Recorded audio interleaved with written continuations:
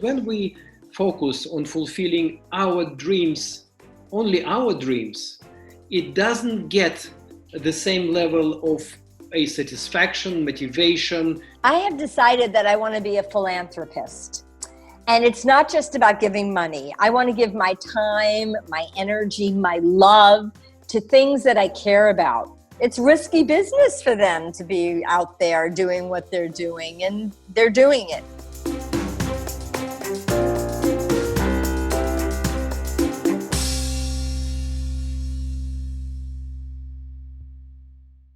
Marcia!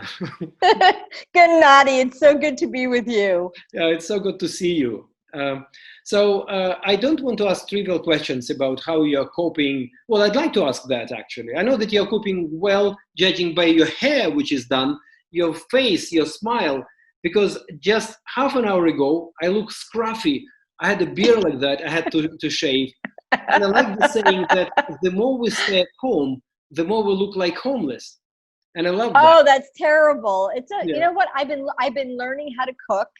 I've been cooking a lot. I actually lost weight. Whenever I can, I go out for a little walk with the dogs. Whenever You lost possible. weight because you didn't like your cooking. No, I lost weight because I'm not, out eating 3-course meals and having dessert and a lot of wine with my friends. And, right. I've been using the time to do a lot of very deep meditation, which is not something I usually give myself the luxury to do. So when this whole thing started, it was very clear to me, I could either spiral down or spiral up, and I decided I was going to spiral up. So I feel great, but I'm bored. I miss my friends. I miss human touch, like a lot of people. I live by myself, but I have 2 fabulous dogs, so we'll probably hear during the interview. So I've had some company, but I'm ready for it to be over. Right. I do have, my father is 90 years old and he lives in Florida. So we've been FaceTiming every day, which has been a good thing. But, at one point he said to me, I really miss you. Can you come home? And I said, I can't. I can't leave the country and the borders are closed. And so we just make the best of it, do what we can. I think, I'm in Lisbon, Portugal now, and the stores are starting to open and people are starting to come out. And of course, we all have to wear masks, but we're managing. And as we say, this too shall pass. Yes, the should talk. But some people are saying that there will be a second wave, etc., etc. But let's deal with the things as they come. When it comes, exactly. Meanwhile, get out and breathe some fresh air and do what you can. And like you said, you're getting closer with your children and spending quality time at home. And on one hand, it's not easy because you don't have a single minute of break, but like them going off to school and extracurricular activities, but you're getting closer with them. And I know that's something that's really important to you. Yes, of course. And that's one of the, how can I say, I don't want to use the word blessings, but very often you feel that it's, Joe Vitale, I spoke to him a couple of days ago, and he said it's a divine conspiracy. He said that that sounds very Joe Vitale. And us, it's beautiful. Divine. It's beautiful. If you use it well, it can be heaven and it can be hell. So. And of course, if you are not kind of dead, and if your relatives are not affected, health-wise. So, because every time I'm saying, well, it's a good thing, but then I think, what about this, 250,000 people who died already? Right. So if I think that's the exception. I think if we can take away the sickness and the death, it's been a beautiful way of clearing the air and cleaning out the oceans and making things quieter and giving us a chance to stop and reflect and feel. So I think there's been a lot of good that has come out of it.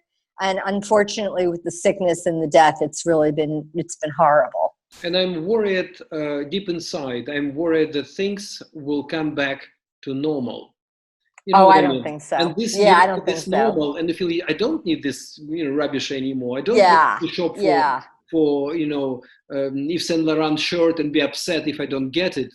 Right. So, our values change, hopefully, right? But then, of course, there is a danger when you say that we can survive and be happy with the very basic things like shelter, clean water, good healthy food. We don't need designer clothes. We don't need this, and don't need new car, and don't need new, iPhone, etc. But then, someone somewhere was producing it, and 90% Right. of our economy is rubbish economy. It's something which we produce for the pleasure of consuming, and that we don't really need, right? Exactly. And if we stop, then someone will suffer in Asia somewhere, and Papua New Guinea. I don't know where this stuff is produced, and this is a big problem, I think. It's not so easy to write something when it's gone so far out of balance. There's always going to be some level of sacrifice involved with it. But I think each of us can do our part by really saying what really matters to me, what's really important. I was on the phone yesterday with dear friends of mine who own a horse ranch, and they use it for leadership training, and they were hit very hard with this. And they were saying, we think we're going to have to close it down. And just as they were saying that, one of their horses, who happens to be named Merlin, like the magician, went running back and forth in the field. And they were showing me what it looked like. And I said, you're not going to close the ranch. I said, this is a good omen. And then I said to them, look, how much do you need? Like, what's the real number? And it wasn't nothing, but it wasn't $1 million either. And I just, I felt into my heart, and then I muscle tested, and I said, I can lend you that money. I can lend you that money. And they're like, what? They both started crying, the husband and wife. I said, look, it's not like I have it sitting in my checking account. I can take it out of my retirement. But you need it right now more than I'm going to probably need it when I'm 80 or 90 years old. And you're my dear friends. And they couldn't believe it. And I said, look, if I'm saying this, you didn't even ask me, I offered.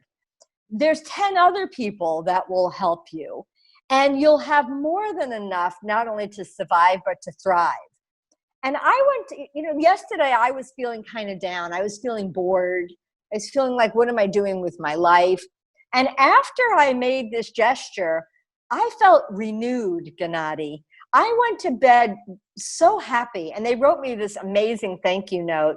And I woke up this morning and I read it. And I thought, I'm so blessed that I can help friends in need. And I told them that my only requirement was that they had to put into perspective their doubt and fear.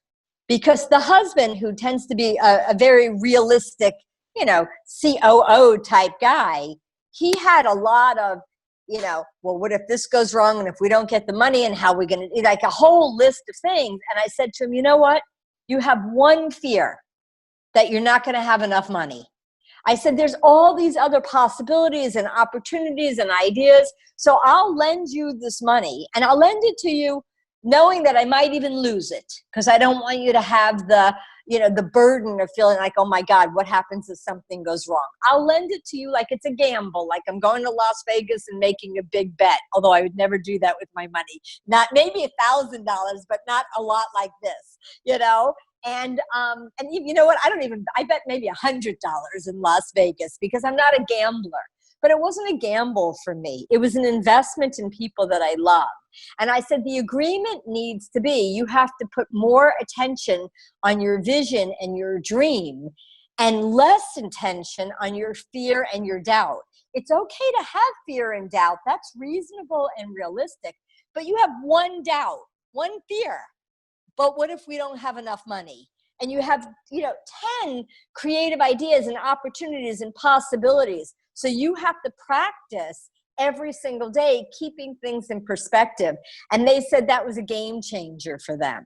Because what happens, what happens, Gennady, the people project their fear into their dreams. They say, well, but what if? And it becomes reality. Yeah. It becomes, every time you take one step closer to your dream, you're stepping closer to your nightmare. So who wants to do that? So it is the way that we sabotage our dreams. So when we can put things in perspective and say, okay, this is my dream. This is my reality. Part of my reality is that I have some fear. That's okay. which one are you more committed to, your dream or your fear? And it just changed everything for them. So I woke up feeling very happy today because I gave somebody some money. And another thing which comes out of this wonderful story is that when we focus on fulfilling our dreams, only our dreams, it doesn't get the same level of a satisfaction, motivation, feeling that we're doing something really wonderful. But when we do something for someone, for the world, for someone, for example, I don't know, maybe I'm getting old, but getting presents to myself, it's like, what do we need? I don't need anything anymore. But I feel so happy if I can give, and then I can see the joy, and it's like, oh, this is what brings me happiness. And I think this is it. It's the same thing. So you did a great thing to yourself, because I have decided, exactly. Yes, I have decided that I want to be a philanthropist. And it's not just about giving money. I want to give my time, my energy, my love to things that I care about. So I think, I helped raise money and built 14 schools in Kenya. Yeah. And I went last last summer, to the first college graduation. We graduated 20. Oh my God. I'm telling you, Gennady, my heart was bursting open. I was so joyful, and it was so incredibly inspiring. And, these were girls at 13 and 14 years old that were getting married off. And, now they're going through all the schools that we built in high school and college, and they're becoming entrepreneurs, and they're starting businesses. So they're now encouraging their younger brothers and sisters to go to school, and the mothers and fathers are seeing how effective this is. And it's changing. It's literally transforming an entire culture and an entire country. So when I think about that, or when I witness it, I'm thinking, that's how I want to spend my life. And it's not that I have millions and millions of dollars to just write checks to everyone, but I have my knowledge and my expertise and my experience, and I think when you add to that the intention of being generous, each of us has a lot that we can give at a time that the world is going to need it. Because regardless of how we come out of this pandemic, many people's lives are going to be deeply impacted and forever changed. So if we can be in the practice of caring and being kind and being generous, we can do our part to make the world a better place. And that's what's important to me. And it's, for some people, it sounds like too, how can I say, ambitious, and they say it's not true, people are greedy. And I know it's not true. I mean, people are nice deep inside, and especially when I think so. Crisis, people are doing at most. Even, for example, these frontline people, even these cashier ladies at the supermarkets, or like or the medical really workers, and who had to face it and have to face all these dangers. It's really incredible. Yeah, I thank them so much. Anytime I go into the store with my mask on, I look at them in the eyes and say, thank you so much. And they appreciate it. It's risky business for them to be out there doing what they're doing, and they're doing it. Yes. Let me, the point of our kind of conversation, which I'm going to make public, as you know, is to help people to learn from those who know a little bit more, who experience a little bit more, who became successful a little bit more, and share their wisdom and knowledge and experience. And your story, it's already kind of, thank you very much for that. But at the same time, all these people, and the people who are successful and have this peace of mind inside, and etc., they are learning and changing, evolving as well. And my question, because I'm going to introduce you later, but you have incredible life, and you are so blessed by being a writer, by being someone who, I think, more than 30 years you were affecting people's life. You worked with the CEOs of some multinational, billion-dollar companies. You worked with these, schools. You've done tremendous amount of work helping people to achieve their dream. And in fact, I have 2 books here. And yes, it's on my desk. One of them is in Russian and in English. And this dream book is absolutely fascinating. And I'm so happy that we found a company who translated it into Russian. There are a lot of, they say, counterfeited copies now going on. So I've heard that. That's okay. I'm happy that it's getting out there to the people that need it. Yes. And your work was recognized by Oprah Winfrey. You were at her show, I think, twice. Paolo Coelho wrote some nice words about the book, and John Gray and Jack Canfield. For me, that was the ultimate, because he said, Marcia, he said something, I might be wrong, but he said something like, Marcia is the coach #1 in the world, or the best coach in the world. And then I thought, well, he was coaching her, or she was coaching him. And then he said, she was coaching me. And Jack for many years. For many years. And he was saying, what I became, thanks to Marcia. And so you've done so much, and you're still doing it. And my question, because we very often look back at ourselves, let's say 10 years ago, and what you can say, what have changed in you for the better? I hope for the better. Compared to, I hope so too. when you know what? One of the big, it's such a great question, Gennady. I hadn't thought about it, but sitting here and looking back, and this may not sound positive to some people, but it is. And that is, I don't have the ambition that I once had. In my 30s and 40s, it was about being successful. I wrote 15 books, so I had a lot of ambition. But I just started noticing as I got older that I wasn't motivated by the same things. I held some very successful events that did very well, and then I walked away. I followed a dream of mine, and I moved to Italy for 3 years, and my colleagues thought I was crazy. They said, you have a great business model, you make a lot of money, you're helping a lot of people. And I said, well, I think just because you're good at something doesn't mean it's the only thing that you're here to do. So I was able to tune into my own heart and say, well, what is it that I value? I value learning and growing, which meant I had to take risk and try new things. I developed the practice of discernment, the ability to say no more and no thank you to people, to clear space away. As I also developed greater courage and confidence, mostly the ability to trust myself. And I knew that there were going to be some unusual and challenging and even difficult times happening in the world. And I knew that internally, if I knew that I could trust myself, that I would be okay. I'm glad I'm not still putting on big events, because who knows if they're ever even going to come back.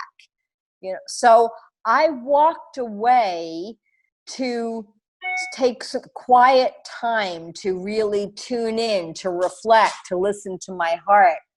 So I think I'm a calmer person now. I think I'm a more spacious and generous person now.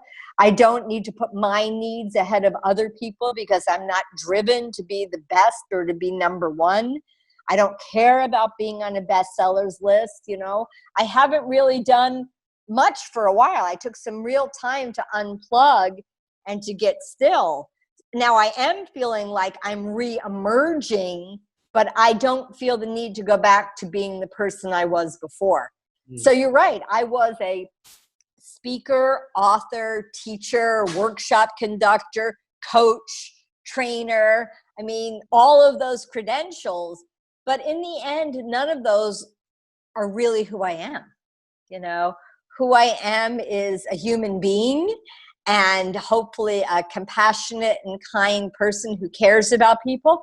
I will use all of my knowledge and expertise. I want to use the gifts and the experience that I've acquired in service. But my life at this point, and I guess it's second half of Life Dreams, is much more about being philanthropic, much more about being generous and giving back.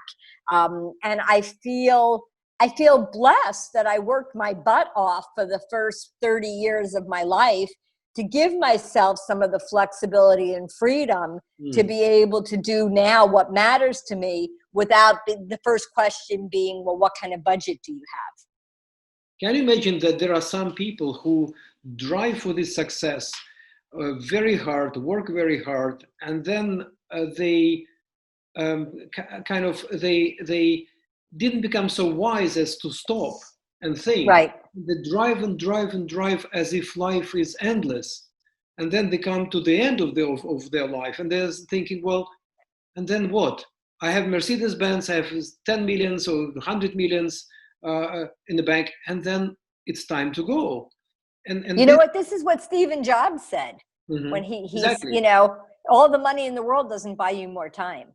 You know, you can't buy your health.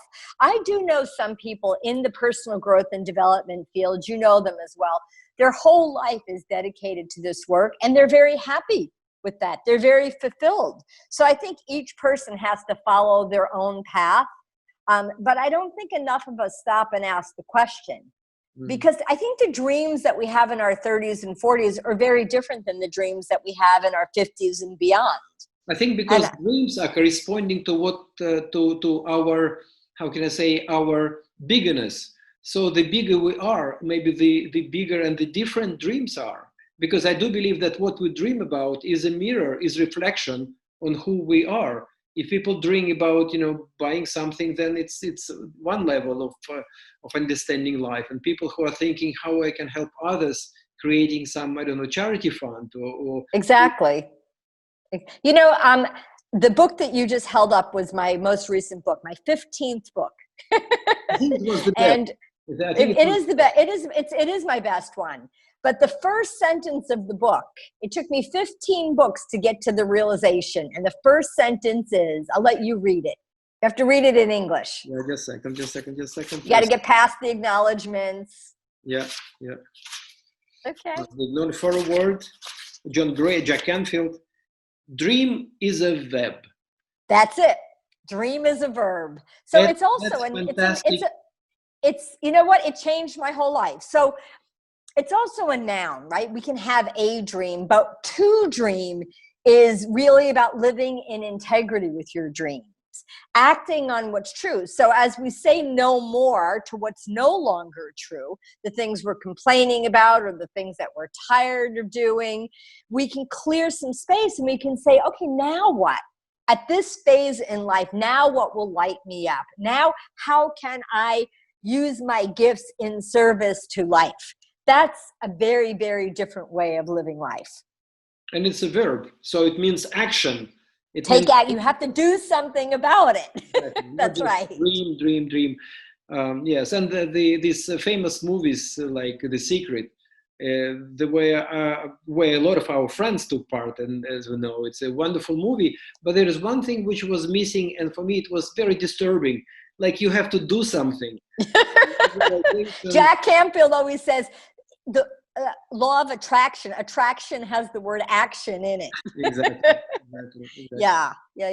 Well, this is a source of great suffering for many people, because we often say we want something and we don't do anything about it, or we say we want something and we do something else. So the ability to trust ourselves, we build up that muscle by acting on what's important to us. And it's not always easy, and sometimes we have setbacks, and sometimes, you know, the other people involved in our dream may not be ready for us, but we are true to ourselves by, it's kind of like putting intention and integrity in alignment. We say that we want something and we take action to demonstrate that we're not just talking about it, we're doing something about it.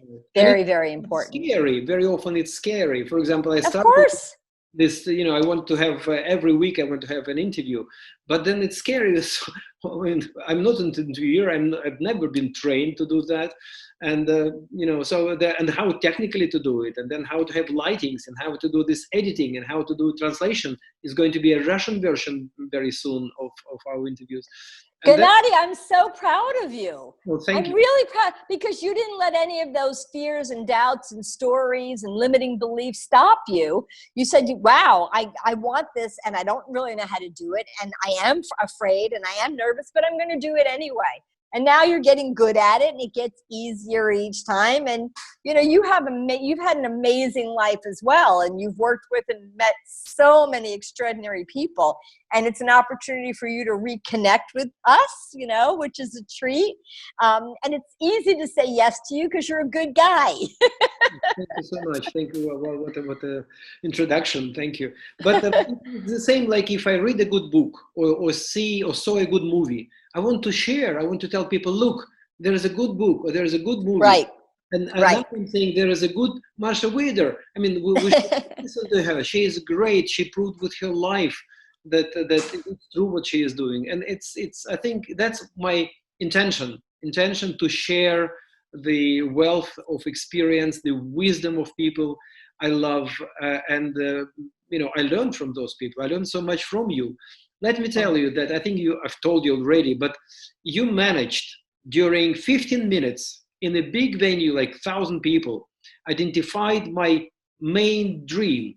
I don't know whether I've told you that, but, and it was, for me, it was like, I was really baffled. How could you do that? I mean, because I'm sort of, you know, I'm thinking, you know, all the time. So I'm doing things and I have my plans, etc.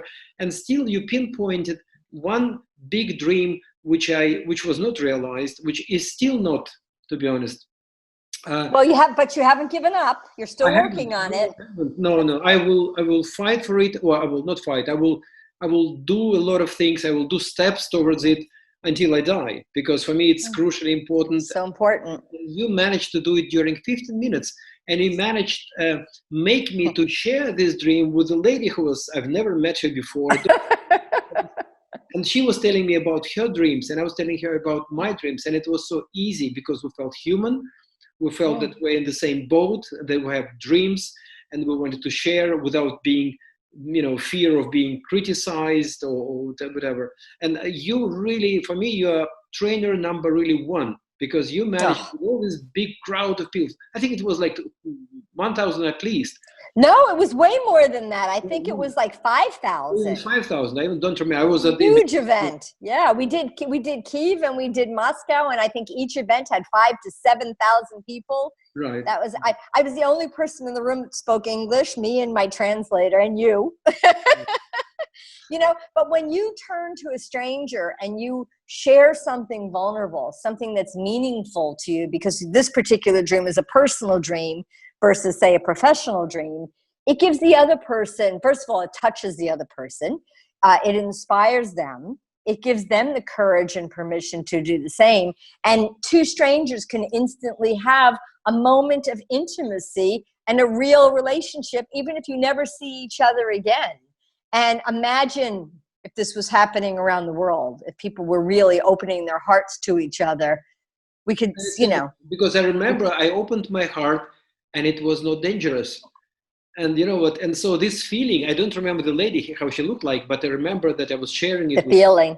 And the feeling that we're really humans. And I think because of now this pandemic thing, I mean, we must feel closer as a society, as a Earth people, sort of, without because there are no boundaries really. There are no borders. No, nothing. No. This is it.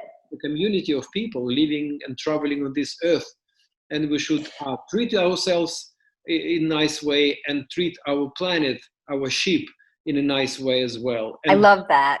Down this bloody profit and all this. It's important thing, but it's not the most important thing. The most important is life, relationship. You know, it's a funny thing about money. I have a client with YPO, Young Presidents Organization. And 10 years ago, I spent one day with him and his 8 executive managers, just one day. And I didn't hear what happened after that day for a long time. And about, I don't know, a few months ago, he called me. Yeah. Sorry? You went to Prague, right, for a talk? Right. I was in Prague. That's where I originally met him. And then I was invited back to Prague. And ironically, he's in California. He has a private equity company. And he called me up and he said to me, because of the one day that we spent with you, we went from being like I don't remember what he said. It was something like they went from being a $1 billion company to being an $11 billion company. And I said, well, what happened? And he said, you helped us create a culture of trust. And I decided that instead of making all the money as the CEO, I was going to take a lot of the money and give it to these managers and have the company be our company instead of my company. And, you know, so here it was 10 years later, everybody was still with the company. Everybody now had become mega successful. And we got together at his home in Napa to talk about, okay, well, now that you guys have all this money, what are you going to do now? And the whole day was about giving back. The whole day was about, now that you understand integrity at a personal level, and you've brought that into your company, how can you contribute to your city and your country and the world? And it was such a rich, meaningful conversation. But I walked away thinking, gosh, you never know the impact that you can have on an individual. Because it wasn't a typical business training. I mean, initially he wanted to create more coherence in his company and more of a team, but it just went to a whole nother level because of this culture of trust. So I was incredibly inspired by that. So dreaming and vision, yes, it can translate into a lot of money and a lot of opportunity for people and much, much more. Much, much more, right. Yeah. Well, thank you, Marcia. I mean, is there anything else you would like to tell before we finish? Let's give your people a free gift if they want it. If they go to dreamuniversity.com/gift, GIFT, dreamuniversity.com/gift. There's 3 wonderful products there, including my newest TED Talk called Why Dreaming is Not Enough. I think people will enjoy that. Plus a 3-hour workshop, tools that will really help people. And I think the last thing I would say, Gennady, is that regardless of what's going on in the world or the economy or even your own company budget or personal checking account, it's never been a better or more important time to pursue your dreams. A lot of people would say, well, this is a time to be realistic. And although reality is a very important part of the mix, you have to know where you are in order to design the strategy for where you want to go. This is a time for visioning. This is a time to be creative. This is a time to use your imagination. Strategy comes later. If we go to how is it going to happen too quickly, we'll often get stuck, you know, or we'll compromise the dream down to what we think is possible. So I just want to encourage everybody who's listening or watching that this is a really good time to stop and to reflect, to look around. What is life? You know, there's the dream you have for life, and then there's the dream that life has for you. Exactly. And when they come together, it's a very important on purpose, mission-driven moment. So it's a good time for us to clear away what's no longer true and take time for our dreams. Yes, and I do hope that really mankind as a whole will get better out of all this, and we're going to go back, but to the new back sort of new. Yeah, I like that. Thinking. Back to a new future. I like that. Future, yes, yeah. Yeah. Thank you very much. Yeah. Pleasure as always talking to you, and I wish I could pleasure. hug. You know, I really missed this. I miss this physical thing. I mean, it's amazing. Me too. Me too. But I'm going to see you soon. Let's do something magical and wonderful. That's one of my dreams. I can imagine that I've been in Portugal just briefly, and I'd love to go there. And since I saw you'll come visit in your wonderful, flat with the view on Spanish Steps, then I would love to go to Lisbon. Yes. So. Yes. You come to Lisbon, and I love to come back to Kyiv. I really liked Kyiv. That was one of my favorite cities. People still remember you. You made so many friends instantly. You know, after in the country as well in Russia, I mean, people remember you. So good. We'll come back soon. Thank you. Okay. Much love, my friend. Take great care. You too. Thank you. Bye-bye. Bye.